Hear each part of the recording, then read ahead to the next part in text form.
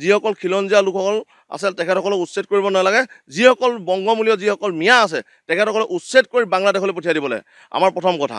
যি মিচিং জনগোষ্ঠীয় যিসকল লোক আছিল, লোকসকলৰ তেখেতসকলে খেদি কৰি মিয়াসকলে তাত আগ্ৰাসন চলাই আজি তাত বসবাস কৰি আছে। আজি তাত আপুনি চাবলৈ যদি যায়, তাত হাজাৰ হাজাৰ বিঘা মিয়াসকলে তাত ঘৰ বনাই তাত কিন্তু গাঁও সদিকে হেৰি বনাই পেলালে। যিটো আমাৰ মিয়াৰ যিটো খেদিবলৈ লৈছে, আমি সম্পূৰ্ণ জাতীয় সংগ্ৰামী সেনাই সম্পূৰ্ণভাৱে আমি তাত সমৰ্থন জনাইছোঁ। আগতে এতিয়া যিবিলাক উৰিয়ামঘাটৰ যিবিলাক এলেকা আছিলে তাত সম্পূৰ্ণ খিলঞ্জীয়া মানুহ আছিলে, এতিয়া তাত বিভিন্ন এঘৰ আহিলে, তাৰপিছত দুঘৰ আহি লাহে লাহে তেওঁলোকৰ বসবাসস্থলী বাঢ়ি গ'ল।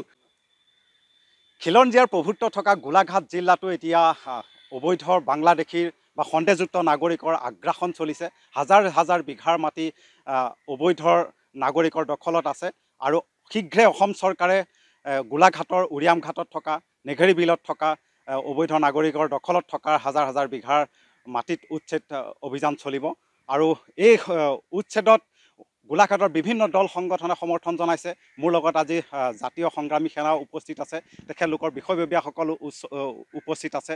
তেখেতলোকৰ উচ্ছেদৰ সমৰ্থন জনাইছে আৰু শীঘ্ৰে এই উচ্ছেদ অভিযান চলোৱাৰ দাবী জনাইছে। আৰু মোৰ লগত যিসকল বিষয়ববীয়া আছে আমি তেখেতলোকৰ লগত কথা পাতিম। দেখা পোৱা গৈছে যে গোলাঘাট নিচিনা ঠাইত খিলঞ্জীয়াৰ যি প্ৰভুত্ব আছে আৰু সেই ঠাইতে আহি এতিয়া সন্দেহযুক্ত নাগৰিকৰ যি আগ্ৰাসন চলিছে, হাজাৰ হাজাৰ বিঘাত অসমীয়াৰ মাটিত, অসমীয়াৰ ভূমিত, ফৰেষ্ট লেণ্ডত যে বন বিভাগৰ মাটিত আহি দখল কৰি খেতি বাতি কৰি আছে। হয়, ইতিমধ্যে আপোনালোকৰ মাধ্যমৰ যোগেদি আমিও অৱগত হৈছোঁ আৰু আগৰ পৰাই আমি অৱগত হৈ আছোঁ। যিহেতু আমি জাতীয় সংগ্ৰামী সেনাই বিগত দিনবিলাকত, বিগত বছৰত আমি স্থানীয় বিধায়ক বা তথা উপায়ুক্তগৰাকী, আয়ুক্তগৰাকীক আমি মেমৰিণ্ডাম দি আহিছোঁ, স্মাৰকপত্ৰ দি আহিছোঁ যে এই যিসকল উৰিয়ামঘাটৰ বিদ্যাপুৰ যি ৰেংমা বনাঞ্চল আছে, এই বনাঞ্চলত যিসকলে হাজাৰ হাজাৰ বিঘা আজি তেখেতসকল আগ্ৰাসন কৰি আছে। কোনখিনি মানুহ আগ্ৰাসন কৰিছে? যিখিনি বংগমূলীয় যিসকল মিয়া আছে, মিয়াসকলে তাত আগ্ৰাসন কৰি আছে। আজি হাজাৰ হাজাৰ বিঘা তেখেতসকলে তামোলৰ খেতি কৰি, আজি তামোলৰ খেতি কৰি তাত কিছুমান বগৰী খেতি কৰিছে। এই খেতিৰ বিনিময়ত যিসকলে এতিয়া বাৰ্মা চুপাৰিও তেখেতসকলে বিকিছে বুলি আমি গম পাইছোঁ।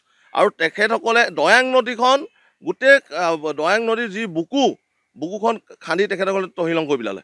আজি আমি যি আপোনাৰ অসম চৰকাৰৰ যি মুখ্যমন্ত্ৰী ডক্টৰ হিমন্ত বিশ্ব শৰ্মা ডাঙৰীয়াই যি পদক্ষেপ লৈছে আমি পূৰ্ণ সমৰ্থন জনাইছোঁ। আৰু উচ্ছেদতো আমি বিৰুদ্ধ নহয়। যিসকল খিলঞ্জীয়া লোকসকল আছে তেখেতসকলক উচ্ছেদ কৰিব নালাগে, যিসকল বংগমূলীয় যিসকল মিয়া আছে তেখেতসকলক উচ্ছেদ কৰি বাংলাদেশলৈ পঠিয়াই দিবলৈ আমাৰ প্ৰথম কথা। আৰু ছেকেণ্ড কথা, যি আপোনাৰ ইয়াত নেঘেৰী বিল, মেৰাপানী যি অঞ্চল নেঘেৰী বিল, গোলাঘাট সমষ্টিৰ যি অন্তৰ্গত যি নেঘেৰী বিলত আপোনালোকে গম পায়, আগতে তাত আমাৰ মিচিং জনগোষ্ঠীয় লোকসকলে তাত বসবাস কৰিছিল। 30-40 ঘৰ মানুহে তাত বসবাস কৰিছিল। আজি তাত যদি আমি চাবলৈ যাওঁ 10 ঘৰ মানুহ তাত নাই। কাৰণ এই যি মিচিং জনগোষ্ঠীয় যিসকল লোক আছিল, লোকসকলৰ তেখেতসকলে খেদি কৰি মিয়াসকলে তাত আগ্ৰাসন চলাই আজি তাত বসবাস কৰি আছে। আজি তাত আপুনি চাবলৈ যদি যায়, তাত হাজাৰ হাজাৰ বিঘা মিয়াসকলে তাত ঘৰ বনাই তাত কিন্তু গাঁও সদিকে হেৰি বনাই পেলালে। আজি তাত নেঘেৰী বিলত আজি কোনো এজন মানুহ তাত যাব নোৱাৰে।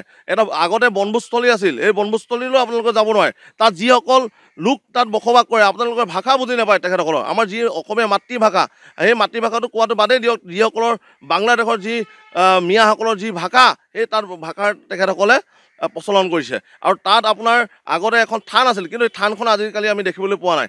আজি এই ডক্টৰ হিমন্ত বিশ্ব শৰ্মাই যি এই নেঘেৰী বিল আৰু উৰিয়ামঘাটৰ বিদ্যাপুৰক লৈ যি তেখেতসকলে উচ্ছেদৰ অভিযান চলাম বুলি কৈছে, আমি পূৰ্ণ সমৰ্থন জনাইছোঁ। জাতীয় সংগ্ৰামী সেনা সদায় লগত আছে আৰু উচ্ছেদ হ'ব লাগে আৰু তেখেতসকলক বাংলাদেশলৈ পঠিয়াব লাগে। এটা সময়ত খিলঞ্জীয়া মানুহৰ যি খেতিৰ পথাৰ দখল আছিলে আৰু জনগোষ্ঠীয় লোকসকলে বসবাস কৰিছিলে, বৰ্তমান সেইসমূহ মাটিত এতিয়া সন্দেহযুক্ত নাগৰিকৰ বসবাসস্থলী হ'ল আৰু খেতি বাৰী এক ভৰপূৰ এটা ঠাই হ'ল। সম্পূৰ্ণ আগ্ৰাসন কৰা হ'ল।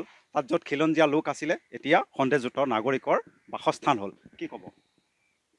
চাওক, এতিয়া চৰকাৰে যিটো আমাৰ মিয়াৰ যিটো খেদিবলৈ লৈছে, আমি সম্পূৰ্ণ জাতীয় সংগ্ৰামী সেনাই সম্পূৰ্ণভাৱে আমি তাত সমৰ্থন জনাইছোঁ। আগতে এতিয়া যিবিলাক উৰিয়ামঘাটৰ যিবিলাক এলেকা আছিলে তাত সম্পূৰ্ণ খিলঞ্জীয়া মানুহ আছিলে, এতিয়া তাত বিভিন্ন এঘৰ আহিলে, তাৰপিছত দুঘৰ আহি লাহে লাহে তেওঁলোকৰ বসবাসস্থলী বাঢ়ি গ'ল। এতিয়া তেওঁলোকে তাত বিভিন্ন ধৰণৰ খেতি কৰে আৰু নাৰিকল তামোলকে আদি কৰি বিভিন্ন তেওঁলোকে চব্জি খেতি কৰিবলৈ ধৰিলে। আমাৰ অসমীয়া মানুহৰ খেতি তেখেতসকলে বহুত মানে ধ্বংস কৰি এতিয়া ইতিমধ্যে তেওঁলোকৰ বসবাসস্থলী কৰিলে। গতিকে আমি চৰকাৰক সম্পূৰ্ণ সমৰ্থন জনাইছোঁ, মিয়াক সোনকালে উচ্ছেদ কৰিব লাগে। আমাৰ অসমত কেৱল খিলঞ্জীয়াৰ আধিপত্য থাকিব লাগে।